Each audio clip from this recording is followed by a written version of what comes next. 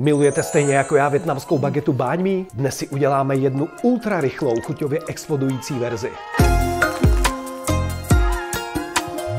Maso marinuju několik hodin, pak ho grilluju, ale zvládnete to i v troubě. Mrkev a řetkev naložím na pár hodin, občas to promíchám, pak tu šťávu vyleju a nechám to v lednici pár hodin proležet. Nakrájím si zeleninu, opeču šunku, připravím si paštiku, sýr a majonézu s česnekem a křenem. Bagetu jsem na začátku natřel sýrem, paštikou, dal jsem opečenou šunku, pak jsme dali červenou cibulku, přidal jsem maso, mrkev, nakládanou řetkev, jarní cibulku a vlastně ten můj skvělej majonézový dip. Okurku, chili, dali jsme to zapíct, až se to chviličku zapeče, vyndáme, dozdobíme to čerstvým koriandrem a pálivou sriracha omáčkou.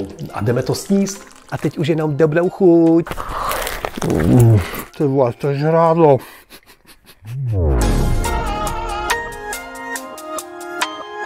Tento domácí recept mám už 23 let, dostal jsem ho tehdy v Sapě od jedné staré kuchařky, která tam dodnes vaří. Já jsem si to trošku zmodifikoval, udělal jsem fakt mega rychlou verzi, pojďme ji uvařit.